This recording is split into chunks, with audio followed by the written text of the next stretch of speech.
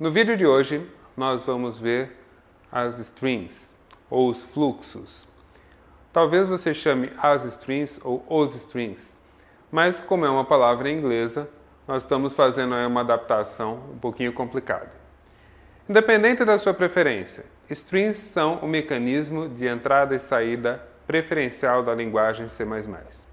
Então, quando você tiver que mandar alguma coisa do console, ler alguma coisa do teclado, gravar ou escrever em arquivos, em rede ou qualquer outro dispositivo, você vai usar strings. É importante, portanto, você conhecê-las. Ao fim desse vídeo, você deve saber algumas das principais strings e alguns mecanismos que podem aperfeiçoar o uso delas. Eu sou o professor André de Ângeles, da Faculdade de Tecnologia da Unicamp. Você está no Café Forte Academic Channel. Fique conosco.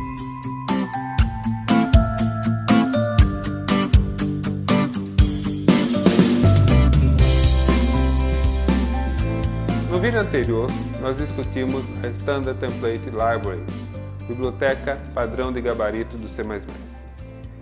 Se você perdeu o vídeo, volte lá e confira. Hoje, nós vamos examinar uma parte pequena da STL, que são os strings, fluxos. Então, nós vamos começar pelo conceito. O que são os fluxos? São os mecanismos padronizados de entrada e saída do C++. Eles são tratados simplesmente como uma sequência de bytes, tanto na entrada quanto na saída.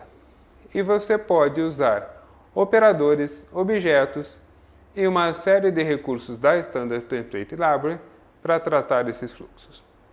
Vamos começar por aqueles que são mais comuns. O fluxo cout, que certamente você já usou em algum programa C++. Ele direciona a princípio a sua saída para o monitor, para o console. E você deve também ter usado ou visto o cin, um fluxo de entrada, que usualmente aceita dados do seu teclado. Se você for um pouco além, nós temos o cerr, que é o fluxo de erros. Poderíamos usar o fluxo de log, o clog, e assim por diante. Então, esses são os fluxos mais comuns, já estão mapeados para o console e para o teclado, então você normalmente usa e nem percebe que está usando. Mas não são certamente os únicos. Uma hierarquia de classes muito importante são os fluxos que tratam com arquivos. Então, quando você precisar de persistência de dados, em arquivos especialmente, você vai usar os output file strings ou os input file strings. Mas é uma árvore de hierarquia de classe com muitas opções para arquivos de texto, para arquivos binários, para arquivos só de escrita, para arquivos de leitura, de escrita e leitura e assim por diante. Então, você tem uma série de recursos. E você pode direcionar. Por exemplo, se você quiser redirecionar a saída de tela, você, em vez de usar o cout, você usa outro fluxo. Ou você redireciona o cout para aquilo que te interessar. Seja arquivo, seja rede, e assim por diante. Os fluxos são tratados com os operadores de inserção e extração, que você já usou no cin e no cout. Então, um operador de inserção insere dados no seu fluxo e um operador de extração faz exatamente o inverso. Mas se você lembra do C++, você pode sobrecarregar esses operadores.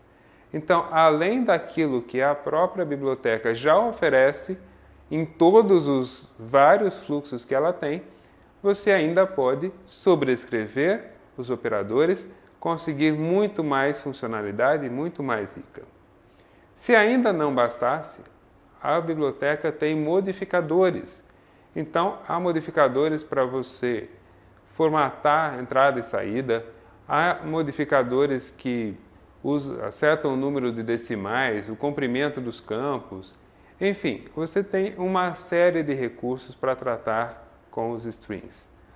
Lembrando que você ainda pode reimplementar ou implementar novos operadores, você consegue fazer filtros, você consegue colocar, por exemplo, criptografia, você consegue colocar um monte de coisas nos strings. E você pode encadear strings. Você pode fazer de um para outro, para outro, para outro. Então você pode ler, por exemplo, de um string de arquivo, jogar para um string de memória, isso também existe, jogar isto para uma cadeia de caracteres, transformar isso a partir de outros fluxos e jogar para o console ou jogar novamente para um arquivo com uma formatação completamente diferente. Então, entenda que para entrada e saída em C++, nós vamos usar os strings. Os fluxos são o mecanismo para fazer isso. Existe a possibilidade, sim, de você usar alguns recursos da linguagem C, como file ponteiro, por exemplo. Mas não é recomendado. Não é recomendado que você use em I/O as bibliotecas do C básico. É recomendado que você use só o mecanismo de strings. E, em hipótese alguma, misture esses mecanismos. O seu programa fica uma bagunça. O compilador vai entender, claramente, mas você não vai entender. O seu programa vai usar mecanismos diferentes, com sintaxes, com semânticas, com recursos diferentes. Isto não vai dar certo. Em C++, substitua todas as rotinas de entrada e saída por strings. Em resumo, nós vimos uma partezinha muito pequena da STL, que são os strings. São mecanismos de entrada e saída. Uma hierarquia grande e razoavelmente complexa de classes dedicadas à entrada e saída de dados no seu programa, de uma forma padronizada, de uma forma eficiente e extremamente flexível. E nós vimos que, a partir de agora, qualquer entrada e saída em C++ deve ser tratada com strings. Portanto, agora você vai e aquelas strings que você já conhece, dá uma estudada, percebe os detalhes, veja quantos mais recursos ela tem e comece a escrever novos programas que usem as strings. No próximo vídeo falaremos sobre os Smart Pointers. Este é o Café Forte Academic Channel, programação orientada a objeto bem explicado.